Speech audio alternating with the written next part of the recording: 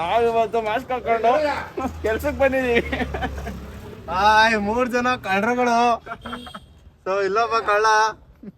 Hi ನಾವು ಇವತ್ತು finally Vighneshwara ಪ್ರಾರ್ಥನಾ ಮಂದಿರಕ್ಕೆ ಬಂದಿದೀವಿ. ಇವತ್ತು ಕೆಲ್ಸ ಮಾಡ್ರಪ್ಪ ಅಂದ್ರೆ ಕಳ್ಳಪುರಿ ತಿನ್ಕೊಂಡವ್ರೆ.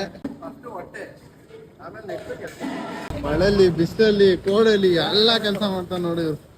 ಇಷ್ಟು ಕಷ್ಟಪಟ್ಟು ಕೆಲಸ ಮಾಡ್ತಾ ಇದೀರಾ. 18 ಲಕ್ಷ ಸಾಲ ಮಾಡ್ಬಿಟ್ಟಿದೀನಿ, ತೀರ್ಸ್ಬೇಕು. ಅಷ್ಟೇನಾ? ಅಷ್ಟೇ ಅಷ್ಟೇ.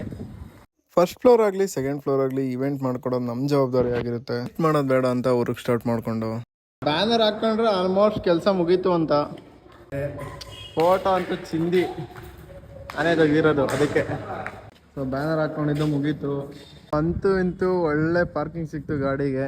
ನೆಮ್ಮದಿಯಾಗಿ ನಿದ್ದೆ ಮಾಡೋರು ಈ ಥರ ಪಾರ್ಕಿಂಗಲ್ಲಿ ಗಾಡಿ ಇದ್ರೆ. ಖಾಲಿ ಆಗೋಗಿದೆ, ನೆಕ್ಸ್ಟ್ ರೌಂಡ್ ಹಾಕಿಸ್ಕೊಬೇಕು ನಾನೀಗ. ಸೊ ಬಜ್ಜಿಗೆ ಕಾಯ್ತಾ ಇದ್ದೀನಿ. ನಮಗೋಸ್ಕರ ಬಜ್ಜಿ ಹಾಕಿಸಿದ್ರೆ ಕ್ಲೈಂಟು. ಮಾರ್ನಿಂಗು ಸ್ಟೇಜ್ ಬೇಗ ಬಿಟ್ಕೊಡೋಣ ಅಂತ ಊಟ ಮಾಡಿಕೊಂಡು ಮತ್ತೆ ವರ್ಕ್ ಸ್ಟಾರ್ಟ್ ಮಾಡ್ದು. ಸೊ ಕ್ಲೈಂಟ್ ಕೂಡ ಅದೇ ಟೈಮಿಗೆ ಬಂದರು. ಸ್ಟೇಜ್ ನೋಡ್ತಾ ಇದ್ರು ಯಾವ ಥರ ಇರುತ್ತೆ ಅಂತ. ಎಲ್ರಿಗೂ ಗುಡ್ ನೈಟ್. ನಮಗೂ ನಿದ್ದೆ ಗೊತ್ತಾಯ್ತು. ನಿನ್ನೆ ಎಲ್ಲ ಇವೆಂಟ್ ಇತ್ತು, ಐಟಮ್ ಎಲ್ಲ ಕೆಲಸ ಮಾಡಬೇಕು. ಅದಕ್ಕೋಸ್ಕರ ಎಲ್ಲ ಐಟಮ್ನು ಮಲಗಿಸಿದ್ದೀವಿ. ಶತ್ರುನು ನಮ್ಮ ಮಿತ್ರನೋ ಗೊತ್ತಿಲ್ಲ, ಸೊಳ್ಳೆಗಳು ಏನ್ ಮಾಡಕ್ಕಾಗಲ್ಲ. ಕೊಡ್ತಾ ಇರ್ತೇವೆ ಎಲ್ಲ ಕಚ್ಚಾಕಿದೆ.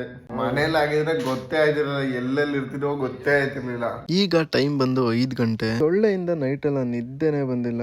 ಆದ್ರೂ ಹಂಗೋ ಹಿಂಗೋ 5 ಗಂಟೆ ಆಯ್ತು. ಔಟ್ಪುಟ್ ಹೇಗಿದೆ ಅಂತ ನೆಕ್ಸ್ಟ್ ವಿಡಿಯೋದಲ್ಲಿ ನೋಡಿ.